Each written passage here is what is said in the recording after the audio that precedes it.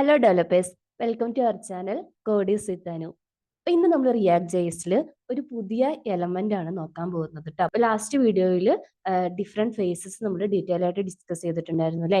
അതിൽ ഇനി coding vice detail ആയിട്ട് വേണം എന്നുണ്ടെങ്കിൽ നിങ്ങൾ കമന്റ് സെക്ഷനിൽ പറഞ്ഞാൽ മതി.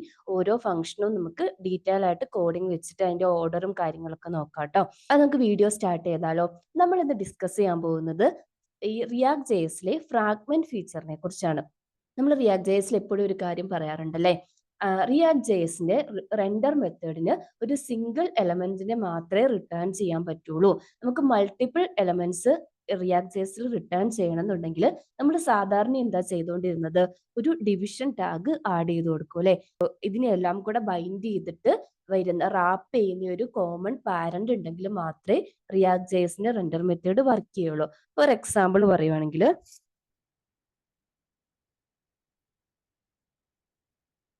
ഞാനൊരു പാരഗ്രാഫ് ടാഗ് എനിക്ക് ഇതിൽ വേണം.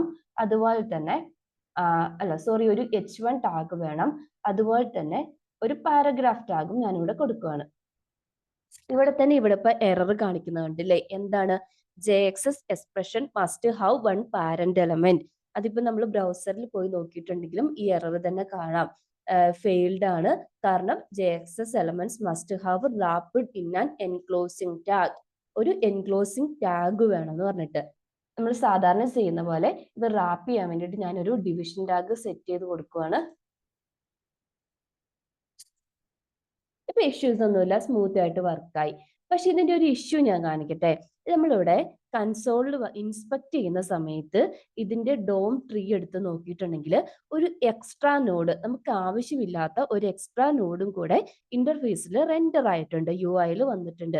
നമുക്ക് ആക്ച്വലി ഇതിന്റെ ആവശ്യമില്ല. നമ്മുടെ പർപ്പസ് എന്തായിരുന്നു? ഒരു ഹെഡിങ്ങും ഒരു ഡിസ്ക്രിപ്ഷൻ, ഒരു പാരഗ്രാഫ് ടാഗും മാത്രം വന്നാൽ മതി.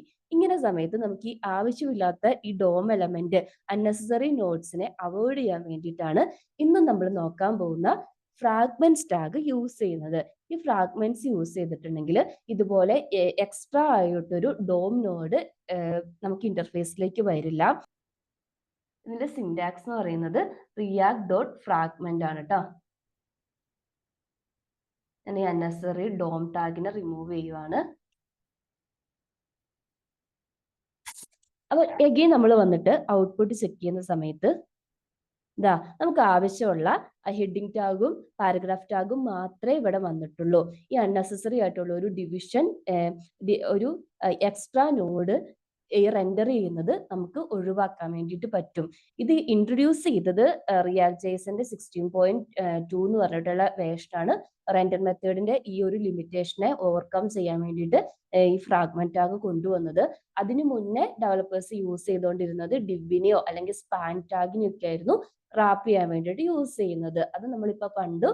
സെമാന്റിക് ഒരു അപ്രോപ്രിയേറ്റ് ആയിട്ടുള്ള ഒരു ഡിസേറബിൾ മെത്തേഡ് അല്ല അല്ലെ. നമ്മൾ ഇതിന് മുന്നത്തെ ഒരു വീഡിയോയിൽ ലിസ്റ്റ് റെൻഡറിങ് നോക്കിയിട്ടുണ്ടായിരുന്നില്ലേ. അതിൽ മാപ്പ് ചെയ്യുന്ന സമയത്ത് കീ വാല്യൂ പെയേഴ്സ് ആയിട്ട് നമുക്ക് വാല്യൂ ആക്സസ് ചെയ്യാൻ പറ്റുള്ളൂ. അങ്ങനെ അത് നമ്മൾ നെക്സ്റ്റ് വീഡിയോയിൽ ഡീറ്റെയിൽ ആയിട്ട് കാണിക്കാം. ജസ്റ്റ് പറയുന്നതേ ഉള്ളൂ. കീനെ ഈ റെൻഡർ മെത്തേഡിൽ നമുക്ക് ഈ ഫ്രാഗ്മെന്റ് ടാഗിൽ നമുക്ക് ഇൻക്ലൂഡ് ചെയ്ത് യൂസ് ചെയ്യാം കേട്ടോ. ഇനി വേറൊരു കാര്യം എന്താണെന്ന് വെച്ചിട്ടുണ്ടെങ്കിൽ, ഇത് ഇത്രയും വലിയ സിന്റാക്സിന് പകരം ഇതിനെ ഷോർട്ട് ഹാൻഡർ ആയിട്ട് ഒരു ജസ്റ്റ് ഒരു ഓപ്പണിംഗ് ക്ലോസിംഗ് എംറ്റി ആയിട്ടുള്ള ഒരു ഓപ്പണിംഗ് ക്ലോസിംഗ് ടാഗ് മാത്രം കൊടുത്തിട്ടുണ്ടെങ്കിലും നമുക്കത് റെപ്രസെന്റ് ചെയ്യാൻ വേണ്ടിയിട്ട് പറ്റും. ആ സമയത്ത് നമുക്ക് കീ യൂസ് ചെയ്യാൻ പറ്റൂല എന്ന് മാത്രമേ ഉള്ളൂ. അഗൈൻ ഇവിടെ വന്ന് ചെക്ക് ചെയ്തിട്ടുണ്ടെങ്കിലും ഔട്ട്പുട്ട് സ്മൂത്ത് ആയിട്ട് വർക്ക് ചെയ്യുന്നുണ്ട്, ഇഷ്യൂസ് ഒന്നുമില്ല. അപ്പം ഒന്നെങ്കിൽ റിയാക്ട് ഡോട്ട് ഫ്രാഗ്മെന്റ്, നിങ്ങൾക്ക് കീ എന്തെങ്കിലും സ്പെസിഫൈ ചെയ്യണം എന്നുണ്ടെങ്കിൽ റിയാക്ട് ഡോട്ട് ഫ്രാഗ്മെന്റ് യൂസ് ചെയ്യുക. അല്ലാന്നുണ്ടെങ്കിൽ ഇതുപോലെ ഓപ്പണിംഗ് ക്ലോസിംഗ് ടാഗ് ആയിട്ട് സിമ്പിൾ ആയിട്ട് ഉപയോഗിച്ചാൽ മതി. ഫ്രാഗ്മെന്റ് ടാഗ് യൂസ് ചെയ്യുന്നത് ഒരു ക്ലീനറും അതുപോലെ സെമാന്റിക്കലി മീനിങ് ആയിട്ടുള്ള ഒരു സ്ട്രക്ചർ മെയിൻറ്റെയിൻ ചെയ്യാൻ വേണ്ടിയിട്ടാണ്.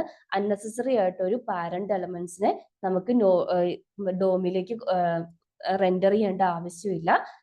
പിന്നെ എന്താ, ഇത് കൂടുതലും യൂസ് ചെയ്യുന്നത് നമുക്ക് ലൈബ്രറീസും അതുപോലെ മൾട്ടിപ്പിൾ ചൈൽഡ് കോമ്പോണൻസ് വരൂലേ, അതൊക്കെ ഇൻക്ലൂഡ് ചെയ്യുന്ന സമയത്താണ് ഇത് യൂസ്ഫുൾ ആവുന്നത്. ഡീറ്റെയിൽ ആയിട്ട് അടുത്ത വീഡിയോയിൽ ഞാൻ എങ്ങനെയാണ് ഒരു ടേബിൾ ടാഗും അതുപോലെ ചൈൽഡ് കോമ്പോണന്റും ഒക്കെ വരുന്ന സമയത്ത് ഫ്രാഗ്മെന്റ് ടാഗ് യൂസ് ചെയ്യുന്നതെന്ന് ഡീറ്റെയിൽ ആയിട്ട് പറയാം കേട്ടോ. അപ്പൊ ഇന്നത്തെ വീഡിയോ ഇത്രയേ ഉള്ളൂ. ഇഷ്ടപ്പെട്ടിട്ടുണ്ടെങ്കിൽ ഒന്ന് ലൈക്ക് ചെയ്യുക, സബ്സ്ക്രൈബ് ചെയ്യാത്തവർ സബ്സ്ക്രൈബ് ചെയ്തത് സപ്പോർട്ട് ചെയ്യുക, വീഡിയോ ഷെയർ ചെയ്യാൻ മറക്കരുത് കേട്ടോ. Thank you.